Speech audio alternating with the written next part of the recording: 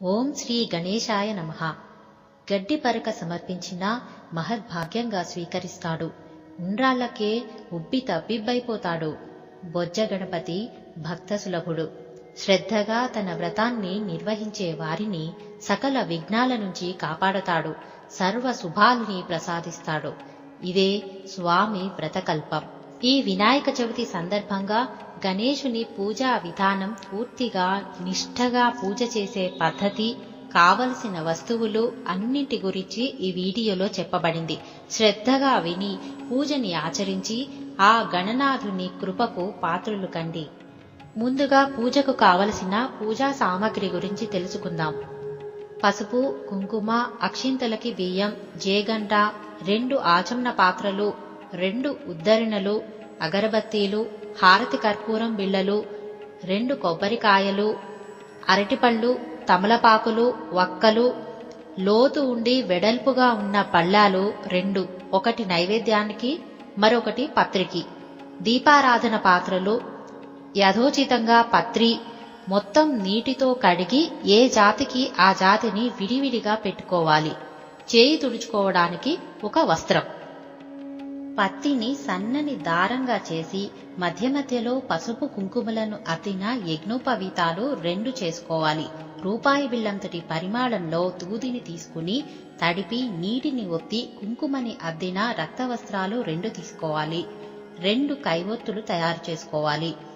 5 తమలపాకుల్లో 2 వక్కలు, 2 అరటిపళ్ళు చొప్పున పెట్టి దారంతో చుట్టిన తాంబూలాలు 6 సిద్ధం చేసుకోవాలి. ఒక పాత్రలో పంచామృతం అంటే చిన్న చెంచాతో తేనె, పెరుగు, అదే పరిమాణంలో పాలు, పంచదార, నెయ్యి కలిపి సిద్ధం చేసుకోవాలి. వినాయకుడికి ఉండ్రాళ్ళన్నా, తెల్ల నువ్వులు కలిపి చేసిన మోదకాలు అన్నా చాలా ఇష్టం. ఇవి కాక అప్పాలు, లడ్డూలు, పరమాన్నం, కుడుములు, అటుకులు కూడా ఇష్టమే. యథాశక్తి ఎవరికి కలిగింది వాళ్ళు పెట్టొచ్చు. వినాయక చవితి నాడు వేకువజామునే లేచి కాలకృత్యాలు తీర్చుకుని ఇంట్లో అందరూ తలంటు స్నానం చేయాలి. ఇంటిని శుభ్రం చేసుకోవాలి. మామిడాకుల తోరణాలు కట్టుకోవాలి. దేవుడి గది ఉంటే దాన్ని లేదా ఈశాన్య మూల స్థలాన్ని శుభ్రం చేసి అలకాలి. బియ్యపు పిండి లేదా రంగులతో ముగ్గులు పెట్టాలి. దేవుణ్ణి ఉంచటానికి ఒక పీట వేయాలి. ఆ పీటకు పసుపు రాసి కుంకుమ బొట్టు పెట్టి ముగ్గు వేయాలి. దానిపై గణపతి విగ్రహాన్ని ఉంచాలి. పూజ చేసేవాళ్లు బొట్టు పెట్టుకోవాలి. కూర్చునేందుకు మరో పీట తీసుకోవాలి. దానిపై నూతన వస్త్రం పరిచి అక్షింతలు వేయాలి. 3 ఆకులు, తమలపాకు కొనలు వేళ్లను తాకాలి. 2 వక్కలు, 2 పళ్ళు దక్షిణ పట్టుకోవాలి. పూజని ఇలా మొదలు పెట్టాలి. శుక్లాంబరధరం విష్ణుం శశివర్ణం చతుర్భుజం ప్రసన్నవదనం ధ్యాయేత్ సర్వ విఘ్నోపశాంతయే. అయం ముహూర్తః సుముహూర్తోస్తు తదేవ లగ్నం సుదినం తదేవ తారాబలం చంద్రబలం తదేవ విద్యాబలం దైవబలం తదేవ లక్ష్మీపతే తేంఘ్రియుగం స్మరామి యస్సివో నామ రూపాభ్యాం యా దేవి సర్వమంగళా తయో సంస్మరణాత్పుంసాం సర్వతో జయమంగళం అని చదువుతో పీట మీద తూర్పు ముఖంలో కూర్చోవాలి. ముందుగా పసుపుతో గణపతిని తయారు చేసి కుంకుమ బొట్టు పెట్టాలి. తరువాత ప్రార్థన. సుముఖశ్చై కదంతశ్చ కపిలో గజకర్ణకః లంబోదరశ్చ వికటో విఘ్నరాజో గజాధిపః ధూమకేతుర్గణాధ్యక్షః ఫాలచంద్రో గజాననః వక్రతుండ శూర్పకర్ణో హేరంబః స్కంద పూర్వజః అని చదివి పసుపు గణపతి దగ్గర తాంబూలాలు పెట్టాలి.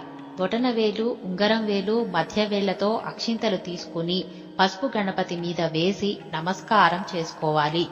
సుముహూర్తకాలే సూర్యాదీనాం నవానాం గ్రహాణాం అనుకూల్య ఫలసిద్ధిరస్తు అని నమస్కారం చేయాలి. తరువాత ఆచమనం. ఆచమ్య ఓం కేశవాయ స్వాహ, ఓం నారాయణాయ స్వాహ, ఓం మాధవాయ స్వాహ అని చదువుతో ఉద్దరినతో కుడి అరచేతిలోకి కొన్ని నీళ్లు తీసుకుని చప్పుడు కాకుండా కింది పెదవితో స్వీకరించాలి. ఉద్దరినతో మరోసారి నీళ్లు తీసుకుని కుడి చేతిని కడుక్కొని చేయి తుడుచుకోవాలి. తరువాత మిగతా నామాలు చదవాలి.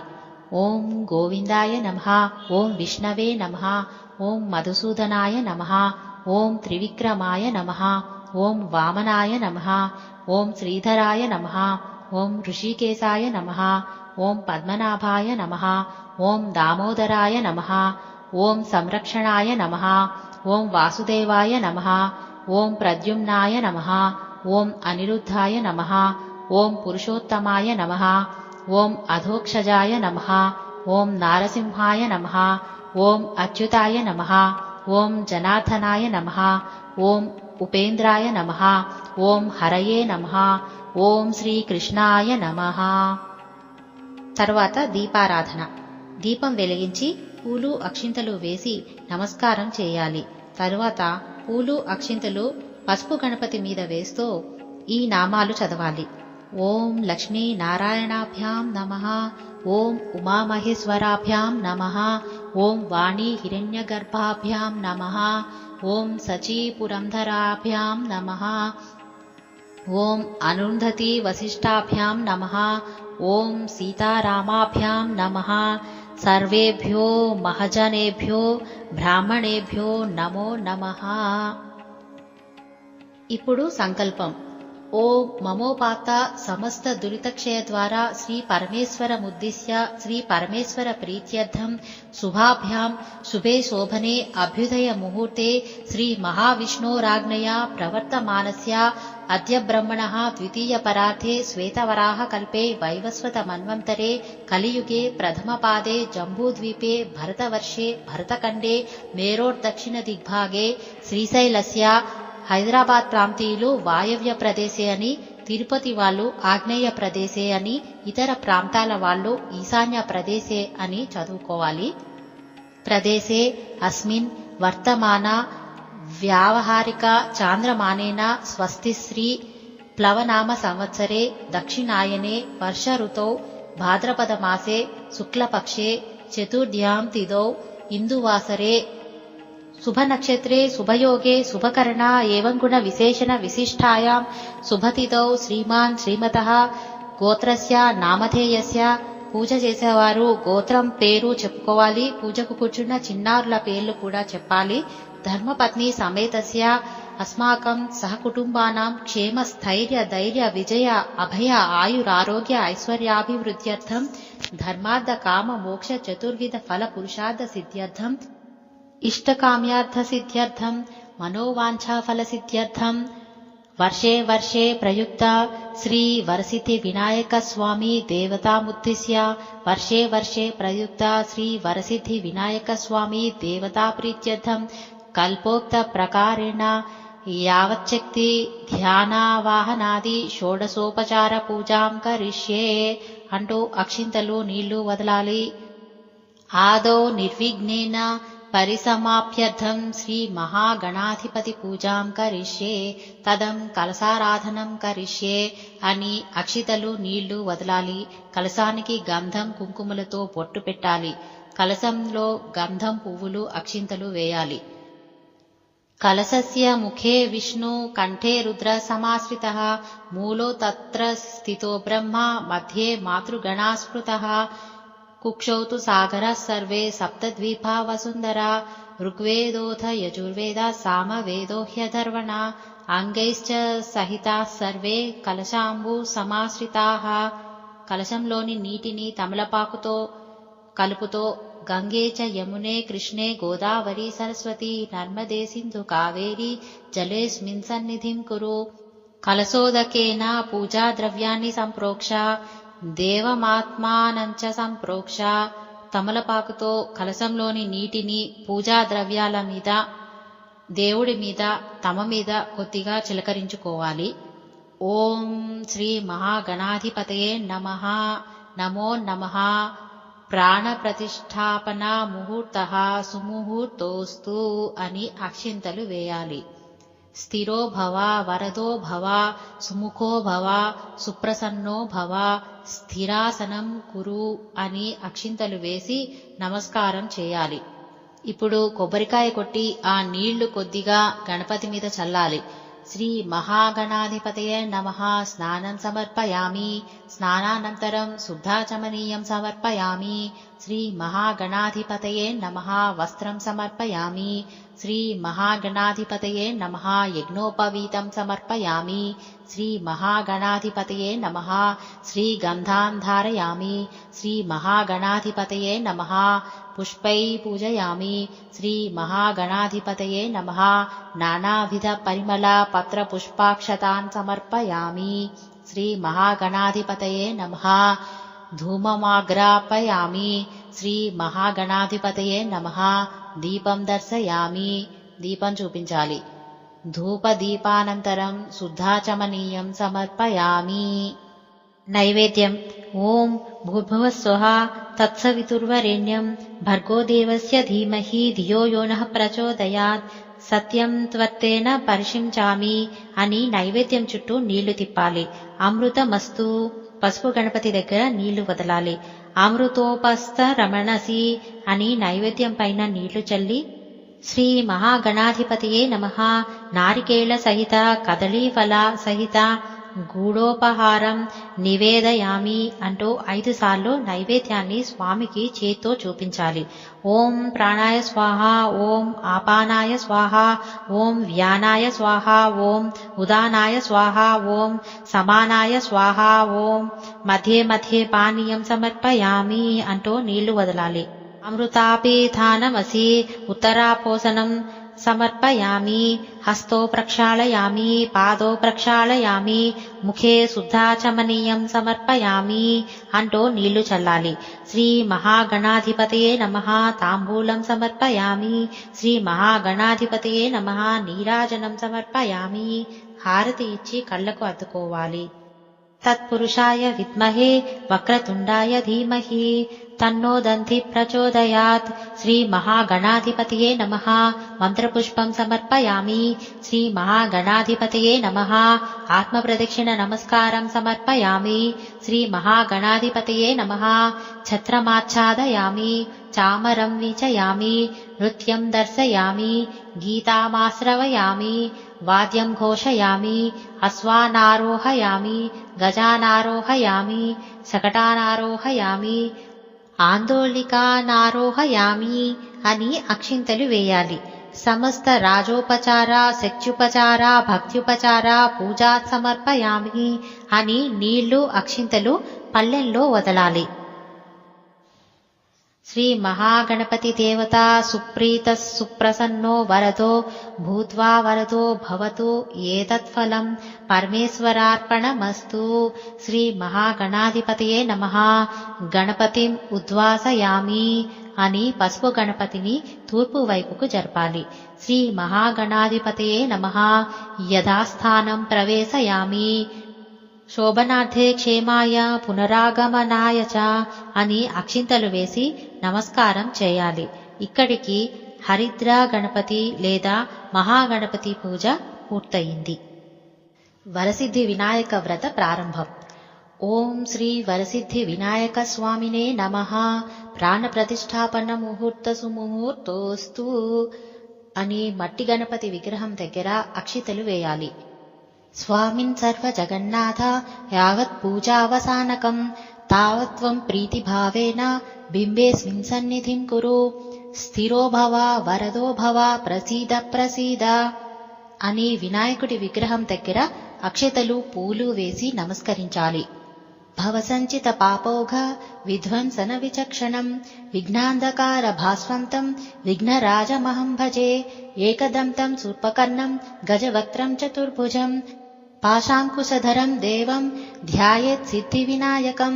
ఉత్తమం గణనాథస్య వ్రతం సంపత్కరం శుభం భక్తాభీష్టప్రదం తస్మాత్ ధ్యాయేత్ తం విఘ్ననాయకం. ధ్యాయేత్ గజాననం దేవం తప్త కాంచన సన్నిధం చతుర్భుజం మహాకాయం సర్వాభరణభూషితం. ఓం శ్రీ వరసిద్ధి వినాయక స్వామినే నమః. ధ్యాయామి ధ్యానం సమర్పయామి. ఓం శ్రీ వరసిద్ధి వినాయక స్వామినే నమః. ఆవాహయామి. అక్షింతలు వేయాలి. ఓం శ్రీ వరసిద్ధి వినాయక స్వామినే నమః. ఆసనం సమర్పయామి. అక్షింతలు లేదా పూలు వేయాలి.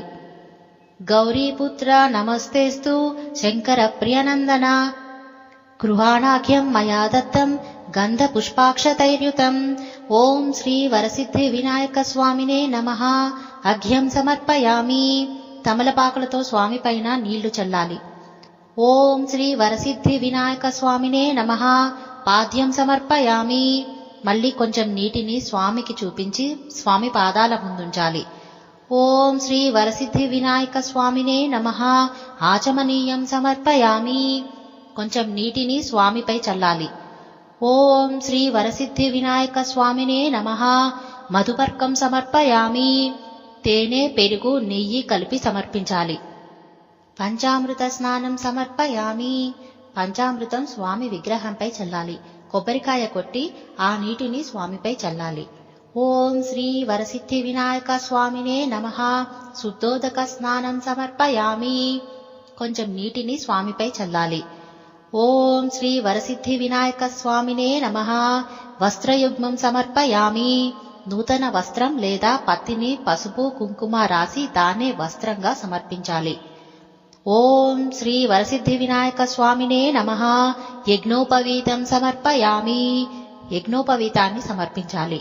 ఓం శ్రీ వరసిద్ధి వినాయక స్వామినే నమః.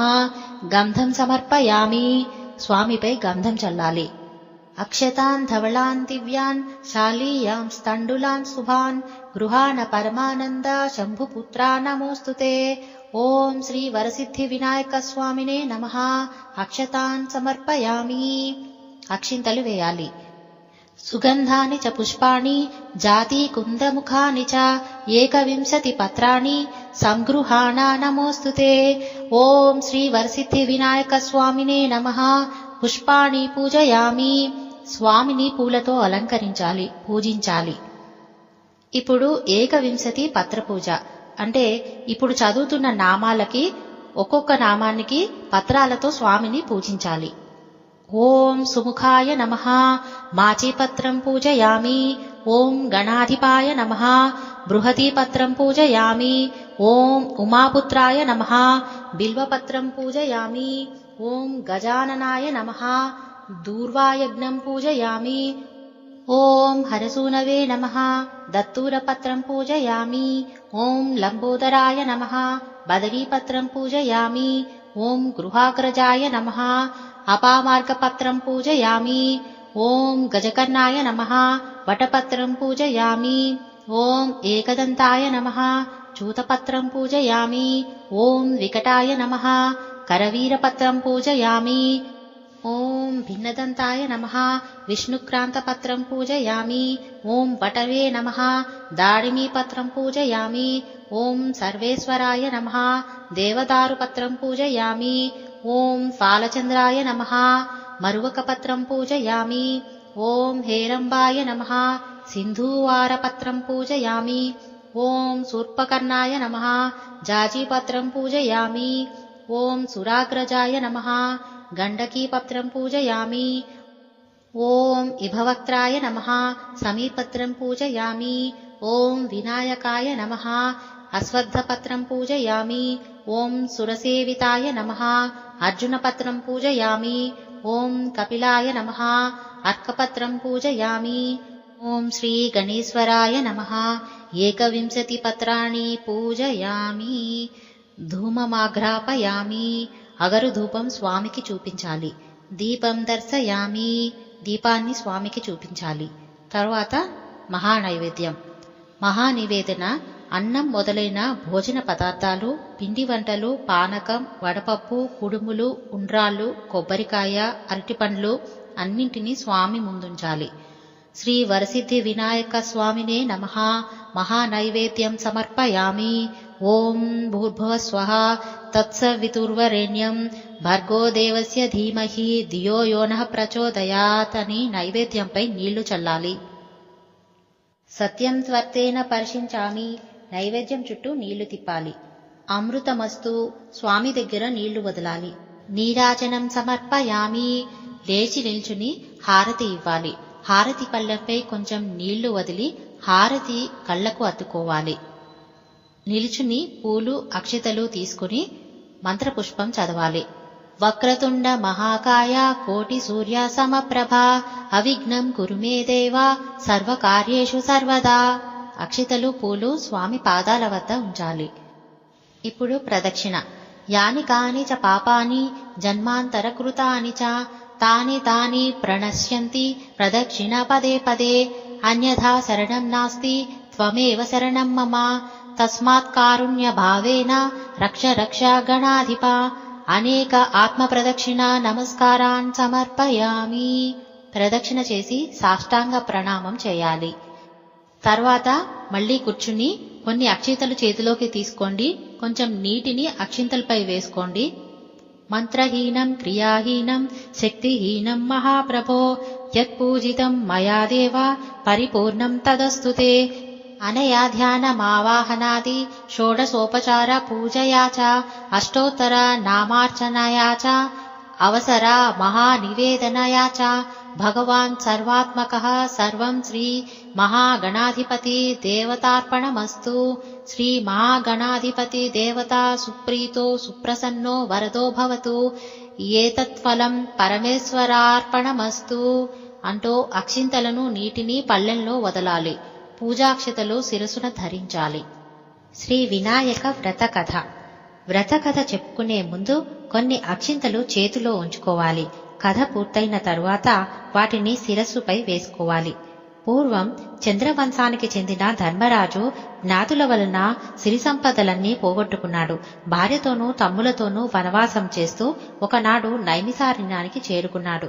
అక్కడ సౌనకాది ఋషులకు అనేక పురాణ రహస్యాలను బోధిస్తున్న సూత మహామునిని దర్శించి నమస్కరించి, ఋషివర్య, మేము రాజ్యాధికారాన్ని సమస్త వస్తు వాహనాలను పోగొట్టుకున్నాం. ఈ కష్టాలన్నీ తీరి పూర్వ వైభవం పొందేలా ఏదైనా సులభమైన వ్రతాన్ని చెప్పండి అని ప్రార్థించాడు. అప్పుడు సూతుడు ధర్మరాజుకు వినాయక వ్రతం చేస్తే కష్టాలు తొలగిపోయి సమస్త సౌఖ్యాలు కలుగుతాయంటూ ఇలా చెప్పసాగాడు. ఒకనాడు కుమారస్వామి పరమశివుణ్ణి దర్శించి, తండ్రి, మానవులు ఏ వ్రతం చేయడం వలన వంశవృద్ధిని పొంది సమస్త కోరికలు తీరి సకల శుభాలను విజయాలను వైభవాలను పొందగలుగుతారో అటువంటి వ్రతాన్ని చెప్పండి అని కోరాడు. అందుకు శివుడు, నాయన, సర్వ సంపత్కరము, ఉత్తమము, ఆయుష్కామ్యార్థ సిద్ధిప్రదము అయిన వినాయక వ్రతం అనేదొకటుంది. దీన్ని భాద్రపద శుద్ధ చవితి నాడు ఆచరించాలి. ఆ రోజు ఉదయమే నిద్రలేచి స్నానం చేసి నిత్య కర్మలు నెరవేర్చుకుని తమ శక్తి మేరకు బంగారంతో గాని వెండితో గాని లేదా మట్టితో గాని విఘ్నేశ్వరుడి బొమ్మను చేసి తమ ఇంటికి ఉత్తర దిక్కులో బియ్యాన్ని పోసి మండపాన్ని నిర్మించి అష్టాదళ పద్మాన్ని ఏర్పరచాలి. అందులో గణేశుని ప్రతిమను ప్రతిష్ఠించాలి. అనంతరం శ్వేత గంధాక్షతలు, పుష్పాలు, పత్రాలతో పూజించి ధూపదీపాలను వెలగా నేరేడు మొదలైన ఫలములను రకమునకు 21 చొప్పున నివేదించాలి. నృత్య, గీత, వాద్య, పురాణ పఠనాదులతో పూజను ముగించి యథాశక్తి వేద విధులైన బ్రాహ్మణులకి దక్షిణ తాంబూలాలను సమర్పించాలి. బంధుజనంతో కలిసి భక్ష్య భోజ్యాదులతో భోజనం చేయాలి. మరునాడు ఉదయం స్నాన సంధ్యలు పూర్తి చేసుకుని గణపతికి పునఃపూజ చేయాలి. ఈ విధంగా ఎవరైతే వినాయక వ్రతాన్ని చేస్తారో వాళ్లకి గణపతి ప్రసాదం వలన సకల కార్యాలు సిద్ధిస్తాయి. అన్ని వ్రతాల్లోకి అత్యుత్తమమైన ఈ వ్రతం త్రిలోక ప్రసిద్ధమై దేవముని గంధర్వాదులందరి చేత ఆచరింపబడింది అని పరమశివుడు కుమారస్వామికి చెప్పాడు. కనుక ధర్మరాజా, నువ్వు కూడా ఈ వ్రతాన్ని ఆచరించినట్లయితే నీ శత్రువులను జయించి సమస్త సుఖాలను పొందగలుగుతావు. గతంలో విదర్భ యువరాణి దమయంతి ఈ వ్రతం చేయడం వల్లనే తాను ప్రేమించిన నలమహారాజును పెళ్లాడగలిగింది. శ్రీకృష్ణుడంతటి వాడు ఈ వ్రతం చేయడం వల్లనే సమంతకమణితో బాటుగా జాంబవతి, సత్యభామలనే 2 కన్యామణులను కూడా పొందగలిగాడు. ఆ కథను చెబుతాను విను అంటూ ఇలా చెప్పసాగాడు. పూర్వం గజముఖుడైన గజాసురుడు శివుడి కోసం తపస్సు చేశాడు. అతని తపస్సునకు మెచ్చిన పరమేశ్వరుడు ప్రత్యక్షమై వరం కోరుకోమన్నాడు. గజాసురుడు, స్వామి, నువ్వు నా ఉదరమందే నివసించాలి అని కోరాడు. దాంతో భక్త సులభుడైన శివుడు అతడి కుక్షియందు ఉండిపోయాడు. జగన్మాత పార్వతి భర్తను వెతుకుతూ ఆయన గజాసురుని కడుపులో ఉన్నాడని తెలుసుకుంది. ఆయన్ను దక్కించుకునే ఉపాయం కోసం శ్రీ మహావిష్ణువును ప్రార్థించింది. శ్రీహరి బ్రహ్మాది దేవతలను పిలిపించి చర్చించాడు. గజాసుర సంహారానికి గంగిరెద్దు మేళమే తగినదని నిర్ణయించారు. నందీశ్వరుణ్ణి గంగిరెద్దుగా అలంకరించారు. బ్రహ్మాది దేవతలందరూ తలకొక వాయిద్యాన్ని ధరించారు. మహావిష్ణువు చిరుగంటలు సన్నాయిలు ధరించాడు. గజాసురాపురానికి వెళ్లి గంగిరెద్దును ఆడిస్తుండగా గజాసురుడది విని వారిని పిలిపించి తన భవనం ఎదుట గంగిరెద్దును ఆడించమని కోరాడు. బ్రహ్మాది దేవతలు రసరమ్యంగా వాద్యాలను వాయిస్తుండగా జగన్నాటక సూత్రధారి అయిన హరి చిత్ర విచిత్రంగా గంగిరెద్దును ఆడించాడు. గజాసురుడు పరమానంద భరితుడై ఏమి కావాలో కోరుకోండి ఇస్తాను అన్నాడు. అంతట శ్రీహరి గజాసురుణ్ణి సమీపించి ఇది శివుని వాహనమైన నంది శివుణ్ణి కనుగొనడానికి వచ్చింది, శివుణ్ణి అప్పగించు అని కోరాడు. ఆ మాటలకు గజాసురుడు నివ్వెరబోయాడు. వచ్చినవాడు రాక్షసాంతకుడైన శ్రీహరి అని తెలుసుకున్నాడు. తనకు మరణం నిశ్చయమనుకున్నాడు. తన గర్భంలో ఉన్న పరమేశ్వరుని ఉద్దేశించి స్వామి, నా శిరస్సును త్రిలోక పూజ్యముగా చేసి నా చర్మాన్ని నువ్వు ధరించు అని ప్రార్థించాడు. తన గర్భంలో ఉన్న శివుణ్ణి తీసుకోవచ్చునని విష్ణుమూర్తికి అంగీకారం తెలియజేశాడు. అంత శ్రీహరి నందిని ప్రేరేపించగా నంది తన కొమ్ములతో గజాసురుని ఉదరాన్ని చీల్చాడు. బ్రహ్మాది దేవతలకు వీడ్కోలు చెప్పి శ్రీహరి వైకుంఠానికి వెళ్ళగా శివుడు నందినెక్కి కైలాసానికి వెళ్ళాడు. వినాయకోత్పత్తి. కైలాసంలో పార్వతి భర్త రాకను గురించి విని సంతోషించింది. స్వాగతం చెప్పేందుకు స్నానాలంకార ప్రయత్నంలో తనకై ఉంచిన నలుగుపిండితో పరధ్యానముగా ఒక ప్రతిమను చేసింది. అది చూడముచ్చటైన బాలుడిగా కనిపించింది. దానికి ప్రాణం పోయాలనిపించి తన తండ్రి ద్వారా పొందిన మంత్రంతో ఆ ప్రతిమకు ప్రాణప్రతిష్ఠ చేసింది. ఆ దివ్య సుందరుని వాకిట్లో ఉంచి ఎవరినీ లోనికి రానివ్వద్దని చెప్పి లోపలకు వెళ్ళింది. కాసేపటికి శివుడు వచ్చాడు. వాకిట్లో ఉన్న బాలుడు పరమేశ్వరుడి అభ్యంతర మందిరాల్లోనికి పోనివ్వకుండా అడ్డుపడ్డాడు. తన ఇంట్లో తనకే అవరోధమా అని శివుడు కోపంతో రగిలిపోయాడు. రౌద్రంతో ఆ బాలుని శిరచ్ఛేదం చేసి లోపలికి వెళ్ళాడు. జరిగింది తెలుసుకుని పార్వతి విలపించింది. శివుడు కూడా చింతించాడు.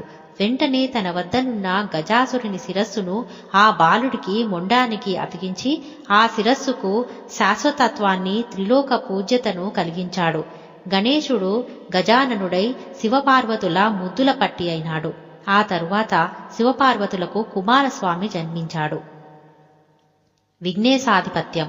ఒకనాడు దేవతలు, మునులు, మానవులు పరమేశ్వరుని సేవించి విఘ్నములకు ఒక అధిపతిని ఇమ్మని కోరారు.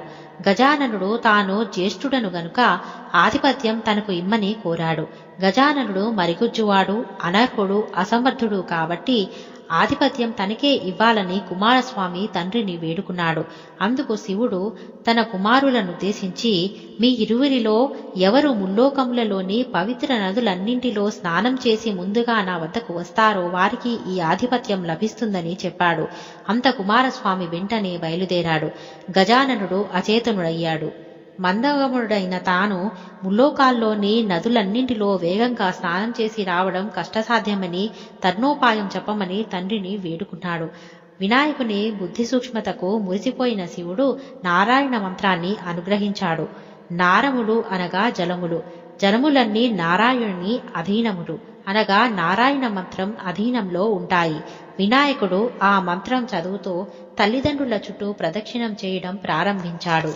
ఆ మంత్ర ప్రభావాన ప్రతి తీర్థంలోనూ కుమారస్వామి కన్నా ముందే వినాయకుడు ప్రత్యక్షం కావడం ప్రారంభించాడు. ఇలా 3,50,00,000 నదులలో వినాయకుడే ముందుగా స్నానం ఆచరించడం చూసి కుమారస్వామి ఆశ్చర్యపడి కైలాసానికి వెళ్ళాడు. తండ్రి పక్కన ఉన్న గజాననుని చూసి నమస్కరించి, తండ్రి, అన్నగారి మహిమ తెలియక ఆధిపత్యం అడిగాను, క్షమించండి, ఈ ఆధిపత్యం అన్నగారికే ఇవ్వండి అని ప్రార్థించాడు. చంద్రుని పరిహాసం. అంత పరమేశ్వరుడు భాద్రపద శుద్ధ చవితి నాడు గజాననునికి విఘ్నాధిపత్యం ఇచ్చాడు.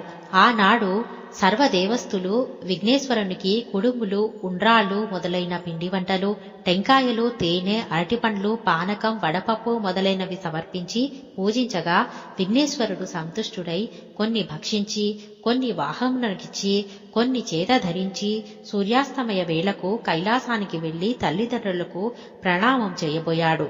ఉదరం భూమి కానినా చేతులు భూమి కానక ఇబ్బంది పడుతుండగా శివుని శిరమందున్న చంద్రుడు వినాయకుడి అవస్థ చూసి నవ్వాడు. రాజ దృష్టి సోకిన రాళ్లు కూడా నుగ్గవుతాయి అన్నట్లు విఘ్నదేవుని ఉదరం పగిలి లోపలున్న కుడుములన్నీ ఆ ప్రదేశంలో పడ్డాయి. అతడు మృతి చెందాడు. అది చూసి పార్వతి ఆగ్రహంతో చంద్రుని చూసి, పాపాత్ముడా, నీ దృష్టి తగిలి నా కుమారుడు మరణించాడు కాబట్టి నిన్ను చూసిన వారు పాపాత్ములై నీలాపనిందలు పొందుదురుగాక అని శపించింది.